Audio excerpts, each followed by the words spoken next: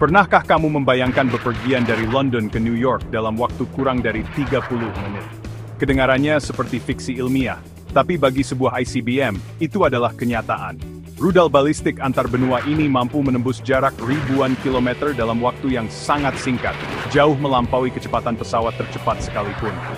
Mesin luar biasa ini adalah raja kecepatan, lebih dari 24.000 km per jam, atau sekitar 7 km per detik. Untuk membandingkannya, peluru senapan hanya melaju sekitar 1 km per detik. Bayangkan, ICBM melesat 7 kali lebih cepat dari peluru. Kecepatan luar biasa ini memungkinkan ICBM menyerang target di mana saja di bumi dalam waktu kurang dari 1 jam. Dalam hitungan menit, rudal ini bisa melintasi benua dan samudera, mengubah wajah peperangan modern dan strategi militer global. Mereka terbang sangat tinggi, bahkan sempat memasuki ruang hampa di luar atmosfer bumi, sebelum kembali menukik ke atmosfer menuju target. Jalur penerbangan ini membuat ICBM sulit dideteksi dan dicegat. Jangkauan ICBM bisa lebih dari 15.000 km, misil dari Rusia bisa mencapai Amerika, dan sebaliknya. Tidak ada tempat di dunia yang benar-benar aman dari jangkauan senjata ini. Hambatan geografis seperti lautan luas, pegunungan tinggi, atau gurun tandus jadi tak berarti. ICBM melintasi semua itu tanpa hambatan, membawa muatan mematikan kemanapun dibutuhkan. Keseimbangan kekuatan global kini bertumpu pada roket-roket super cepat ini. Negara-negara adidaya berlomba-lomba memperkuat arsenal ICBM mereka demi menjaga posisi tawar di panggung dunia. Teknologi ini lahir dari konflik, disempurnakan selama Perang Dingin, dan kini jadi ciri khas geopolitik modern. Setiap kemajuan teknologi rudal membawa dampak besar pada hubungan internasional. Mari kita selami sejarah, inovasi dan rekayasa di balik senjata paling mematikan ini, serta bagaimana ICBM membentuk dunia yang kita kenal hari ini. Kisah misil balistik bermula di Perang Dunia Kedua, ketika Wernher von Braun dan timnya di Jerman mengembangkan roket V2. Inilah senjata revolusioner pertama yang mampu meluncur jauh melintasi langit, membawa kehancuran dari jarak ratusan kilometer. V2 bukan sekadar roket. Ia adalah simbol kemajuan teknologi militer yang mengubah wajah peperangan selamanya. V2 adalah misil balistik berpemandu pertama di dunia, diluncurkan ke kota-kota seperti London, senjata yang tak bisa dihentikan oleh pertahanan saat itu. Setiap ledakannya menebar teror dan memperlihatkan potensi destruktif teknologi baru ini. Setelah perang usai, Amerika Serikat dan Uni Soviet berlomba-lomba memburu teknologi dan ilmuwan Jerman.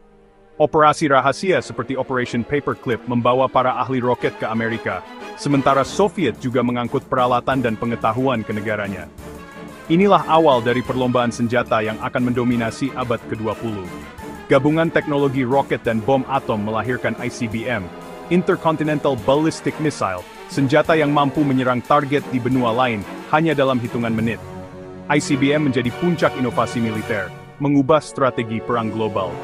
Lahir pula doktrin Mutually Assured Destruction, atau MAD.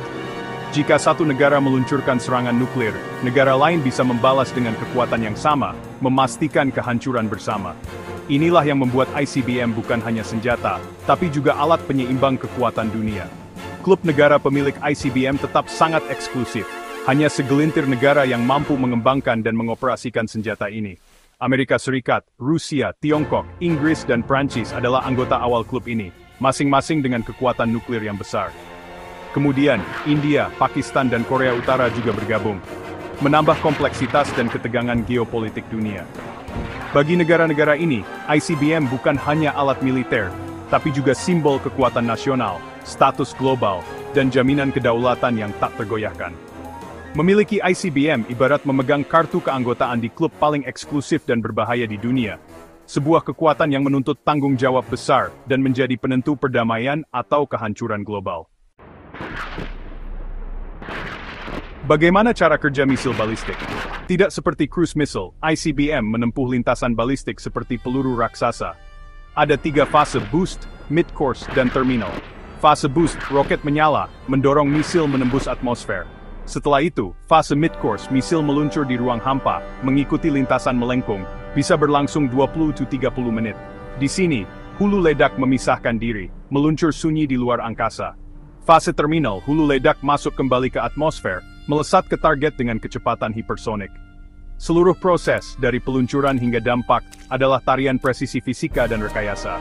Setiap fase punya tantangan tersendiri, baik untuk penyerang maupun pertahanan. Memahami 3 fase ini kunci untuk memahami kekuatan dan kerumitan ICBM.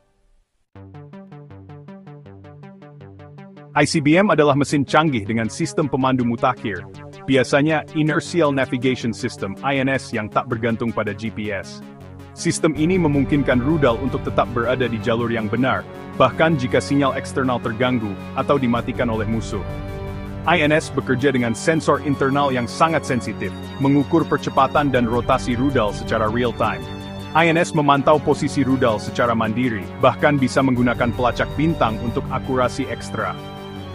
Dengan pelacak bintang, rudal bisa membandingkan posisinya dengan bintang-bintang di langit, memastikan akurasi lintasan meski dalam kondisi peperangan elektronik yang berat. Ada 2 jenis bahan bakar utama yang digunakan, cair dan padat. Masing-masing punya kelebihan dan kekurangan yang sangat memengaruhi strategi peluncuran dan kesiapan tempur. Bahan bakar cair memang sangat kuat dan efisien, tapi sistemnya rumit dan proses pengisian bahan bakar bisa memakan waktu berjam-jam. Ini membuat rudal dengan bahan bakar cair kurang cocok untuk respons cepat. Sebaliknya, bahan bakar padat jauh lebih stabil dan bisa disimpan dalam waktu lama di dalam silo bawah tanah. Rudal berbahan bakar padat siap diluncurkan kapan saja tanpa persiapan panjang.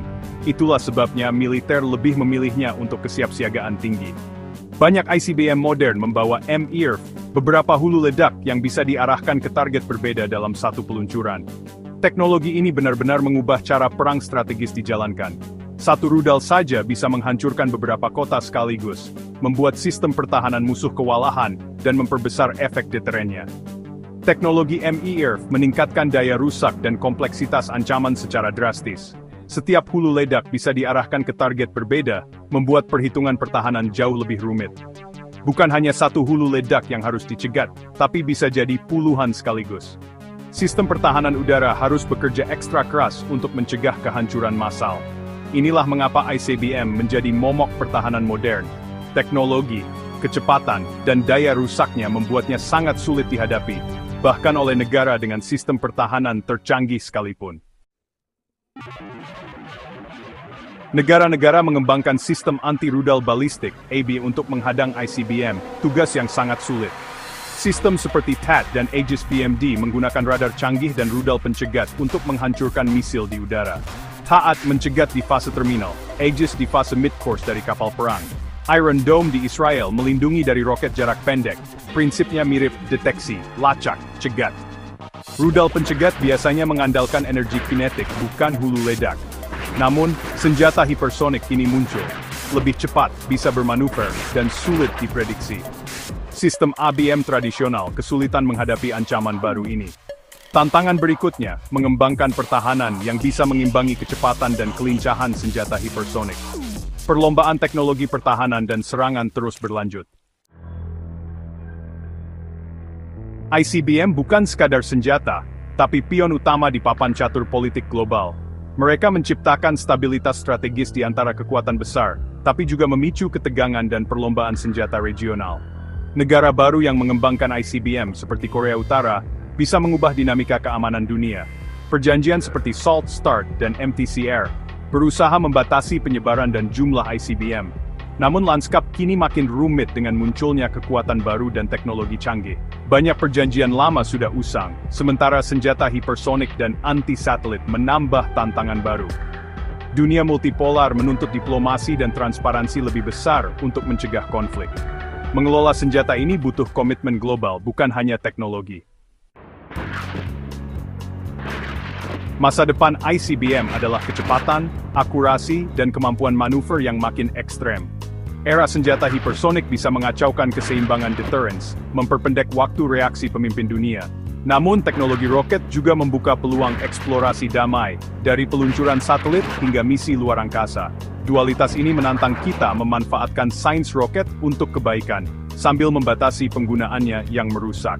Pendidikan dan dialog terbuka sangat penting agar dunia tetap aman. Rudal balistik adalah simbol kecerdasan dan kehancuran manusia. Nasib kita bergantung pada cara kita mengelolanya.